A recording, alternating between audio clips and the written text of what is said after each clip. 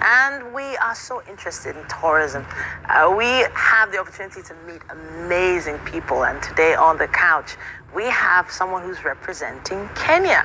She recently won the Miss Tourism Africa pageant, and she's right here on the couch with us. Muthoni Kariuki, welcome to the show.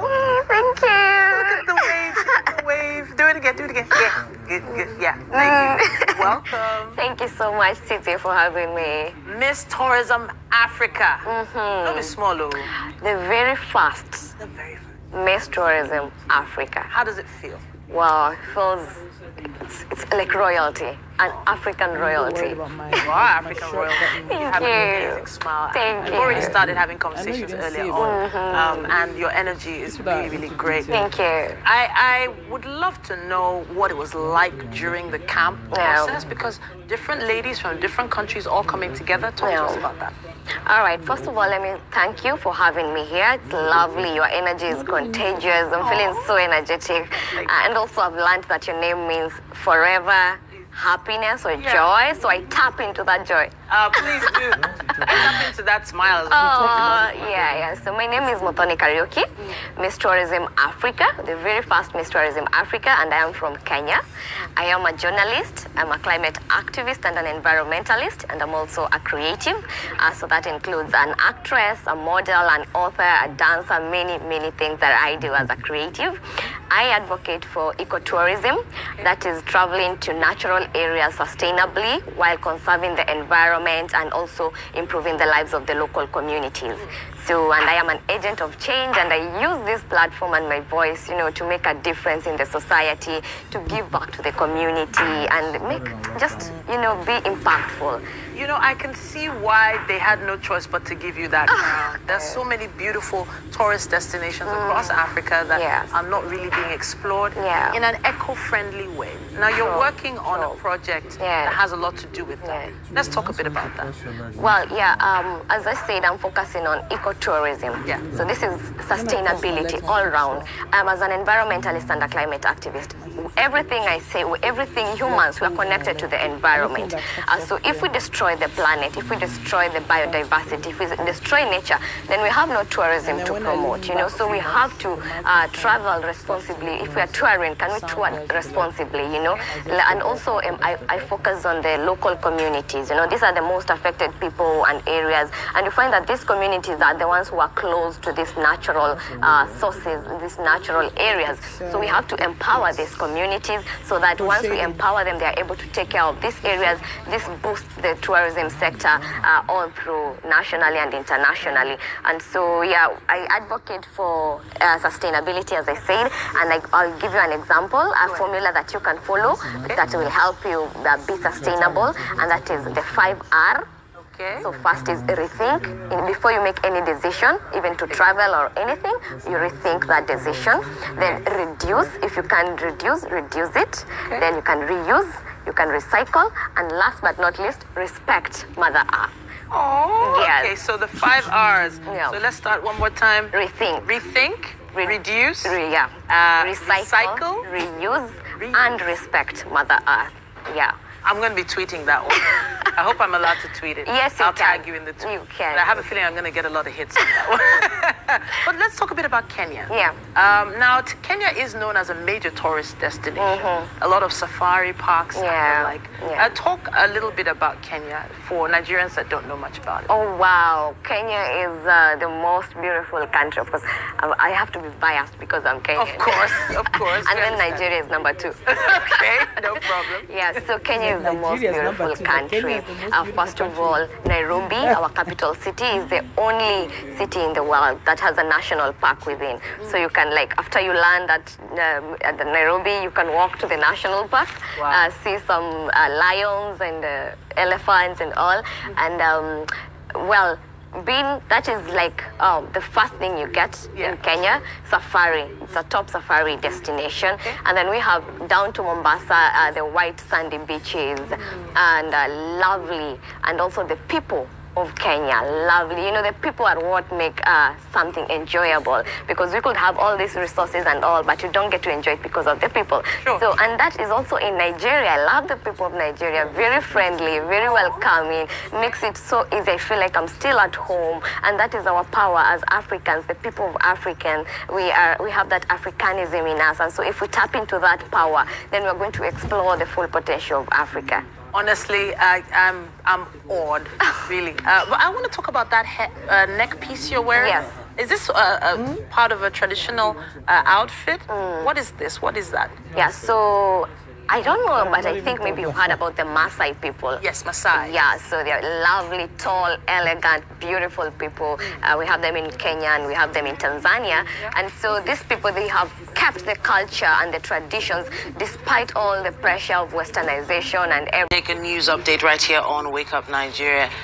And it says here that the IPOB lawyer and lead counsel to Nnamdi Kanu, Ifeanyi Ejiofor, says he has confirmed through a correspondence from the Federal High Court, Abuja, the arrest and extradition of his client, Mr. Ejiofor. And he has brought before the Federal High Court, number 2, Abuja, yesterday on an 11-count charge, though without his knowledge.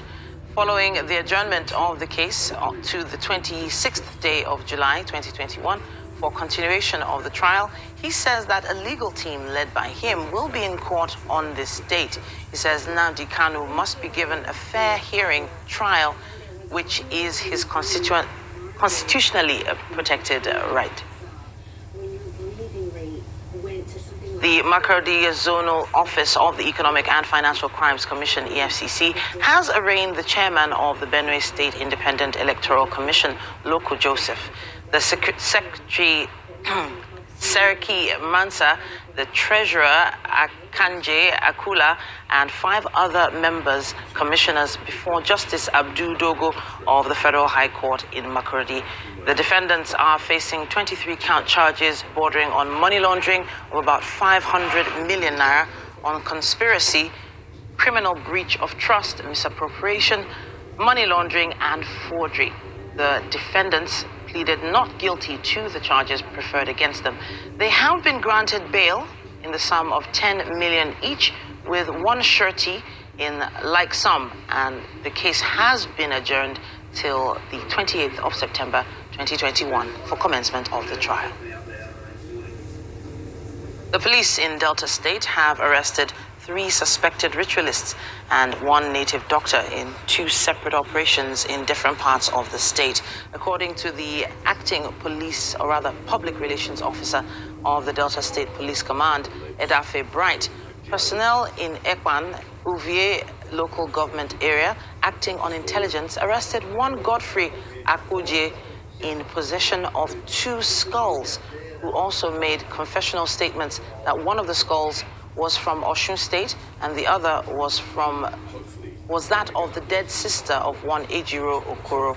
In a related development, personnel of the police on a stop and search operation arrested 3 suspected men at Nsukka Junction, Aniocha South, who boarded a commercial vehicle in possession of fresh human blood filled in a container. The suspects confessed to have murdered someone in Ebonyi State and were taking the blood to a native doctor in Kwale for ritual purposes before they were caught.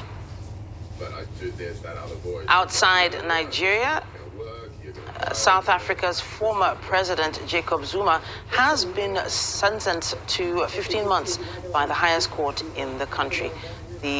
This came after the Constitutional Court found him guilty. For a news update right now on Wake Up Nigeria, my name is Titilayo Oyinsan. In Zamfara State, 6 persons have been sent to an early grave, with several others abducted. That's after suspected gunmen, men suspected to be bandits, attacked Rujia village in Gusau local government area of the state. A resident of the village confirmed the attack to journalists yesterday. He said the bandits stormed the village on motorcycles on Sunday afternoon and began to shoot sporadically. According to the source, he was in another part of the village when he heard gunshots and screaming of villagers who were shouting for help. However, the Zamfara State Police Command is yet to issue any statement on the development. And in Borno State, the Nigerian troops have foiled an attempt by the Islamic State of West African province to attack a military convoy and seize a consignment meant for the ongoing counter-insurgency operations. The troops also killed terrorists in another attempt to abduct travelers. This attack took place along the Damaturu-Maiduguri road. TVC News gathered that the intelligence services had alerted troops on the plan by terrorists to stage the attack after intercepting their communications. A top military source confirmed that the convoy was heavily protected and reached its destination safely. According to the source, during the process of repelling the attack, one of the armored military tanks fell into a ditch and caught fire, causing technical faults. Outside Nigeria, Sudanese security forces have fired tear gas at protesters who were taking part in a pro-democracy demonstration in the capital, Khartoum. Teachers taking part in one protest were detained by the security forces overnight. Demonstrators set up barricades for the first of 2 days of a planned civil disobedience to protest against last month's coup. They're demanding the military government step back and allow a peaceful transition to civilian rule. The demonstrations are happening as Arab League mediators arrive in Khartoum for talks to try to defuse the crisis. The civilian Prime Minister Abdallah Hamdok remains under house arrest and is facing pressure from the military to cooperate with them. The BBC's Andrew Harding reports from the capital. Last month, the coup leader, General Abdel Fattah al-Burhan, dissolved the civilian arm of government, sharing agreement, arrested civilian leaders, and of course declared a state of emergency. Hey, ladies and ladies. Wow, so no ladies and gentlemen? No. There are men watching too. It's just for the ladies. Okay. Now, not many shows can bring an international superstar this early in the morning. Get him to chill, hang out with us, and of course, inspire and brighten your day. We've got an American actor, American Nigerian, I must say, singer, songwriter, actor, producer, everything.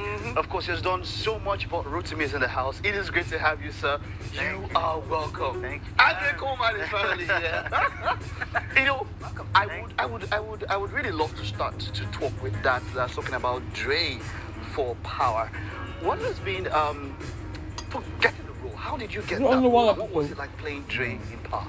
So I got the role by just auditioning. Doesn't look like there's more than, you know, but at that point in time, I didn't have much money. I had to actually fly to LA, bet on myself, just a reminder. stay in a motel for a couple of weeks. You didn't know anybody? I didn't know anybody. I didn't know anybody in LA at that point in time. And so I booked it and then, flew to New York, and the rest was history. Okay, well, it feels like there was probably a lot of pressure because eventually he sort of became the villain of the show. Yeah. And there was so much pressure from having Ghost. How many is it? How long is it? 1 hour? First of all. So, did you feel 1 that? hour. So they actually gave me the option 50 to minutes. be the villain or like a Ghost 2.0. Oh. Okay. And I was like, you can't make a Ghost 2.0. There's only one Amari, you know, Amari Hardwick. So I said, let me establish myself. Let me make myself my own guy, and make Dre a memorable character. You were so memorable. You were so good at it. Thank you. We really hated you. I did my job. I did my job. We really hated I you. did my And job. that shows you were so good at it. Thank That you. was a break for you. That was a Yeah. big break for you. Yes. And then moving on from there, how did that open doors for you? So that's when 50 discovered that I did music. And so when 50 Cent said, you know, he walked into a meeting one day. He didn't know I did music at the time. And he heard my song, and he made me play the song 8, 9 times. Wow. And then he gave me a record deal, and he got on that song, and 50. from there, 50 Cent. just created music after music. His record label I is Sam. appreciate the fact that you told him that you did music, but he probably didn't even know at the level you had gone into music. Because Yeah. we're hearing about you actually being in the studio with Jay-Z and Yeah. his nephews at a point? So I've been doing music since I was 5 years old. You know, and so acting just came about because I was a college kid who didn't have any money and just was trying to get a commercial. Oh, wow. So it was never my plan to be an actor, but you know, God is amazing, you know, and so it turned out working out. But I've been singing, and Jay-Z, I was in a group with Jay-Z's nephews when I was 16. So every week we'd go to his house. We go to his house and perform in front of him. And he would critique our performances, man, and it was really dope. Okay, so that had to have an impact on your world. Yeah. it was Jay-Z, nice. Yeah. have you seen him since then? Yeah, I saw him about 3 years ago. Okay. And he had told me that he's super, super proud of what I've done. And he loves the music. Amazing. Yeah. A number of people would know you or would recognize you more as an actor. Now, moving forward, which will come first to you when you want to talk about yourself in now? In terms of what comes first, music for sure. Okay. Because it's been my passion. Because I've been able to see the world, perform in front of the whole world, you know, because of music as well. You know, so it's been beautiful, man. And Let's talk about the music. New music is out now. Yes. New album? Yes, Title? yes. So I have my new single that's out now. It's called Make You Say. It's trending on TikTok as well. Facebook, Instagram is doing really well, man. And I just performed at the OVO Arena. It was the first time I performed the song and it went incredible. So yeah, it's a very cool vibe, a mixture of R&B and amapiano. Hey guys, So, have how you you headlined doing? any And then one of musical the concert? people now record. I have my own tour. You had your own tour. What's the biggest? Do you have? Where's the biggest place? Where do you see this? Where's the biggest place you want to perform? What is the dream looking forward?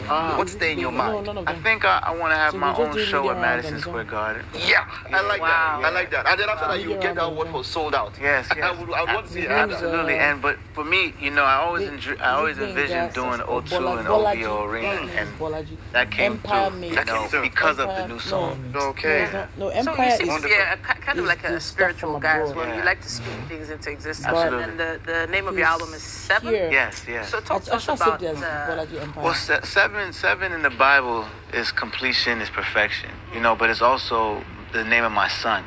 Oh. And so it represents growth of who I am as a man. It represents elevation in my life. It represents just freedom and discovery. And with the new music and with Make You Say, with the new song, it represents all of that together. Oh, look at that. Yeah. Oh, that's a video. Love video, yeah. That is so lovely. We have to unpack this. Yeah. Being What a is father. Being a father, a husband, a father, and all of that. What did he do to you? Man, being in this situation, man, it makes you grow up very fast. And it shows you who you really are as a person. Like, how patient are you really? How kind are you really? How communicative are you really? Because you have somebody that's watching everything you do, and you want to show him and teach him the good parts about you. So you have to eliminate the negative. So it's cool. I'm seeing a number on your hand, 1045. Yeah. What is 1045 all about? Okay, so 1045 is I bought land in Atlanta. And the plot of land, the number was 1045. So just out of curiosity, I was like, I'm gonna be living in this place. So what does it mean? You know, and the spiritual number for it is abundance, kindness, long life. How was it? So it was like, oh, I'm living in this. You know, how easy or how is it? How challenging can it be for you to be as spiritual as you are in such a culture in America, and then you're in Hollywood, you're in the music industry? How is Brad Mike? If you had to choose 3 words to express your relationship